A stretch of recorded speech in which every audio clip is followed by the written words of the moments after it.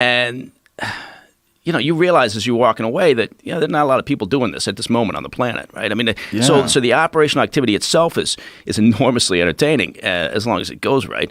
But it's also the buildup. It's all that homework that gets you there, right? It's like the takedown of bin Laden. We didn't just happen to get lucky and rock up on his doorstep, right, in Abbottabad.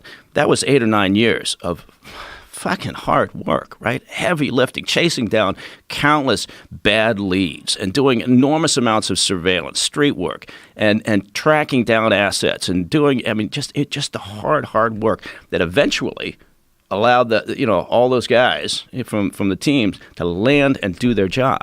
Right? What's interesting to me too is that the guy who is writing the book about all this stuff and talking about the man who shot bin Laden, that guy's persona non grata in the community. Like, you talk to the other SEALs, they're like, you don't do that. Right. You don't do that. You don't write books about that. You don't talk about that. And you do it for a short-term gain. You make some profit off of it, but you lose the brothership. You lose exactly. You're kind of on the outs in the club, but I will say this. The reason why I think the horse got out of the barn on that whole issue of guys writing books or getting out there and talking about specific operations is because senior commanders and senior people, right, people that came out of the top levels of government, started writing their memoirs. Started revisiting history while it was their watch, and coming up with their explanations for history. And I think all the guys below, junior ranks and street level operators, they looked at that and thought, well, what the fuck, if they can do it, why not me? And because you got to set the tone from the top, and I think that's where it got all kind of sideways. Plus, when you have someone who has a crazy story like Marcus Luttrell, and it becomes an amazing movie, it also it does help the community, right? Because it gets a bunch of people that are really interested in becoming a SEAL. It gets people to appreciate the unbelievable sacrifice and hard work that's involved. Yeah, I think that there is an upside. Right? Yeah, there's an upside to it, but I think it's a fine balance, right? At what point do you go over that line? Right. So you're right in the sense that, we see that with whomever, the FBI or DEA. They got out there and put their thumbprint on some TV shows, right? Because I think it expanded in part awareness of what they do. I'm sure it helped their recruitment, and so the SEALs are no different. But at the same time, you sign a piece of paper at the very beginning that says you're going to keep your yap shut. Yeah. Right? And it's one thing to come out from whatever unit or whatever team or whatever organization and say, I'm going to write, I don't know, about my time in, right? And it's not a look at sources and methods, not look at operations. It's not that. It's more of, this is what happened, during my time. And I think I'm not explaining it very well, but I think there's a way you can do that without screwing the pooch. But I think that I think the SEALs got overexposed, and I think a lot of the guys resent that.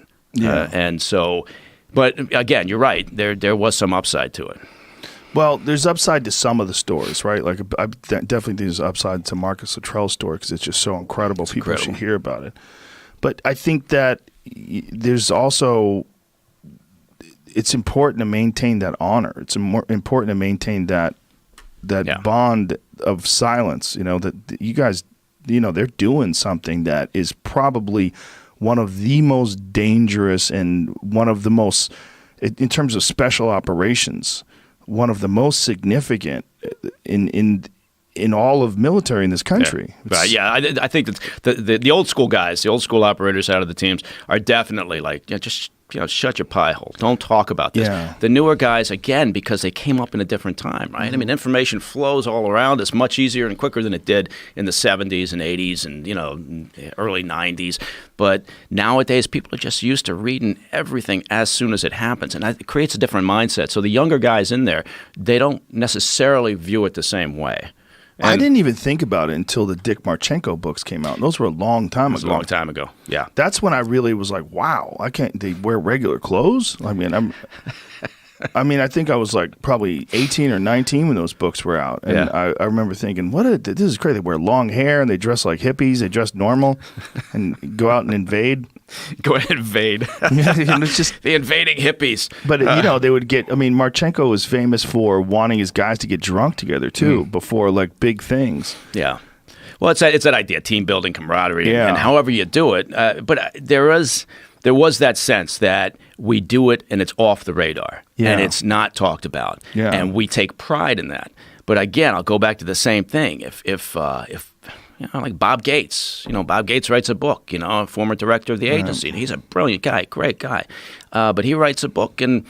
And then you get somebody else. Maybe Mike Morrell writes a book. And so from, inside the CIA, you got a lot of officers going, well, shit, maybe when I get out, I'll write a book because what I'm doing is pretty damn interesting. And there's no laws against that? Well, there are. There's, and anybody who reveals sources and methods, anybody who breaks their agreements in terms of the proper handling, which is a lifetime agreement of classified information, there's supposed to be consequences, and sometimes there are, and sometimes if you're senior enough, maybe there's not. You sign a piece of paper at the very beginning. I'll never forget that. I read it, and I said, okay, good. There was no question about that. What does it say, basically? It says keep your yap shut. I mean, I don't want to oversimplify it, but it says you are being given the responsibility of handling extremely sensitive information, and information that if released can easily result in the loss of life. I mean, it's as simple as that, essentially. And your obligation is to shut your mouth and not talk about sources and methods and things that you know better not to talk about.